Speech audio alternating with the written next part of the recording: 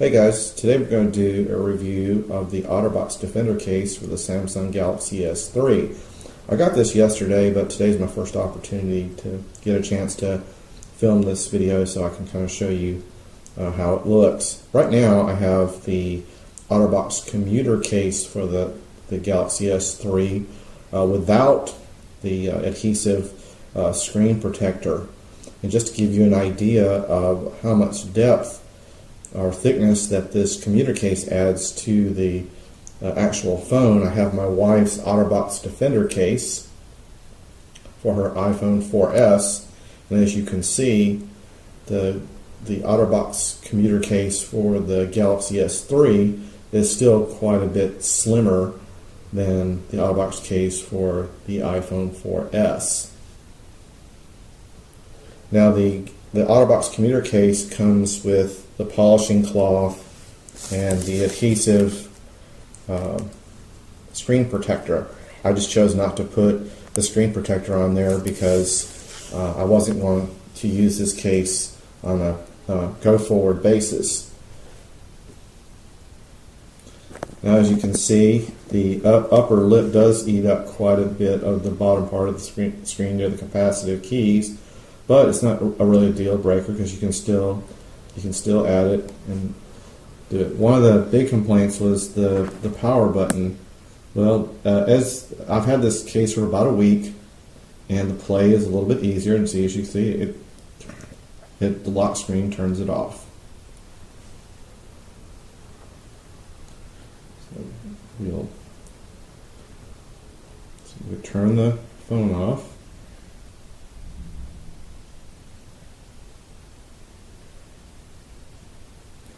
And we will remove the case.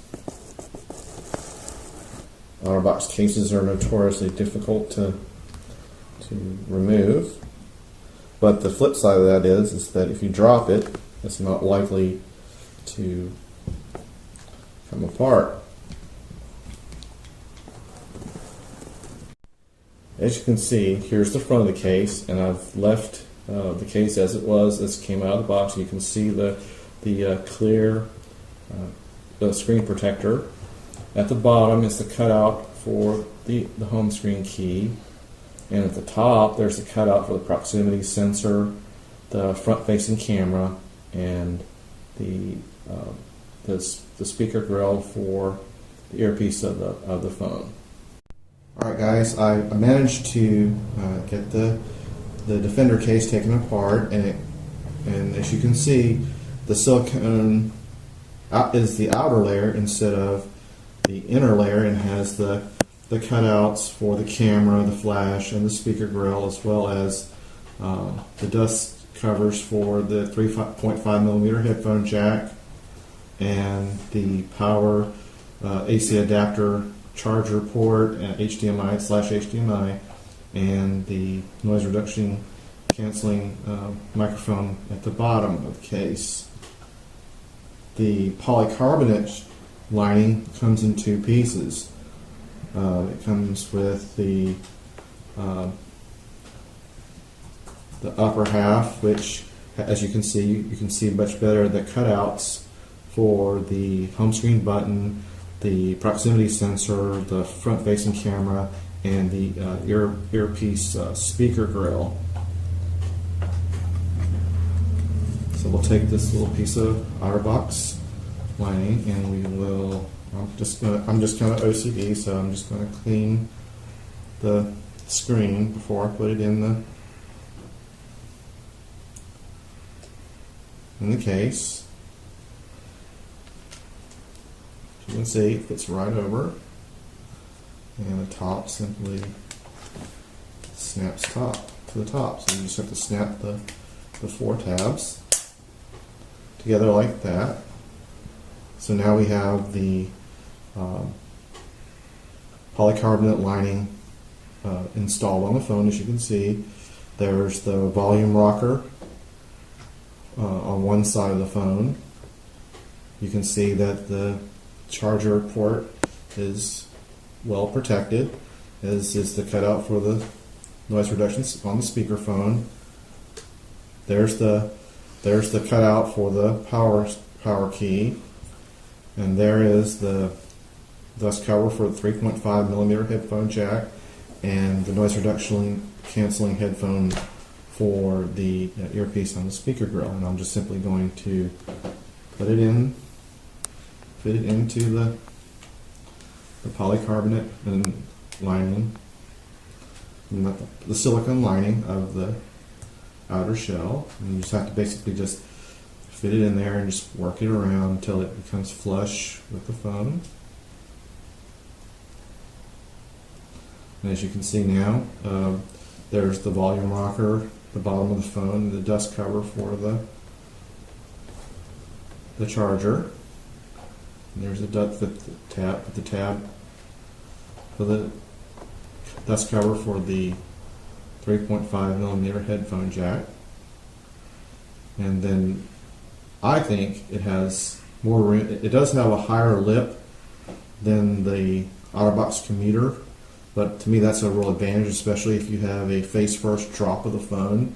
The impact is more likely to be absorbed by the higher lip, but also I think there's marginally more room here at the home screen button, and with the silicone outer casing, there's quite a bit more grip, and it's not as slippery. You have better grip than the Otterbox commuter. So we'll turn it on.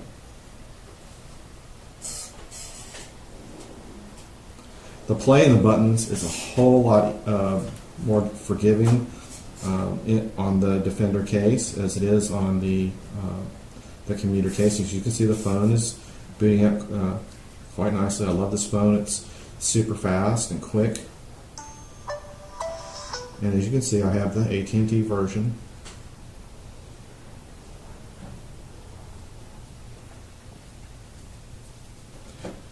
And here's the home screen button.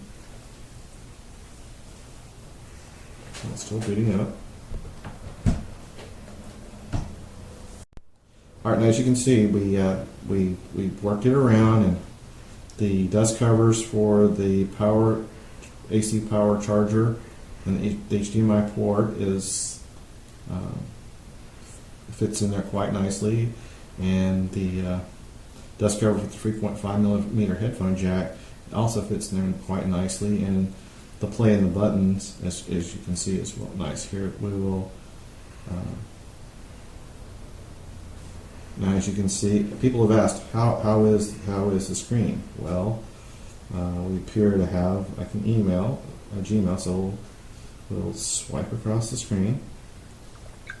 See, no problem there. Very, very responsive.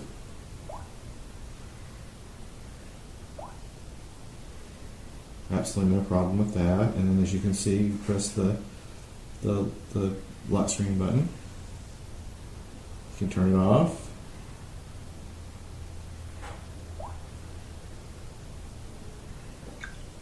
And it's very easy just to put it in the lock screen mode. So there you have it. And just to give you an idea of how much thickness or depth this adds, I've got the polycarbonate outer shell of the commuter right here, and as you can see, it is a bit thicker, but this case is, if you've seen the drop test for the Otterbox Defender, it's well worth it. And I think a lot more of the depth comes from the fact that the lip here, it's surrounding the actual the phone screen, is a little bit deeper. And I think that's where most of the increase in thickness comes from. Then all you have to do, and I like holsters, so here's the holster. It has the 315-degree swivel, and you can bend, you can adjust it to make it into a kickstand and watch videos on your phone. And I like to have the screen facing in. It's traditionally how I've had all my devices, so it fits there just like that. So there you have it. This is what it looks like in the case. And there's your Otterbox Defender for your Samsung Galaxy S3.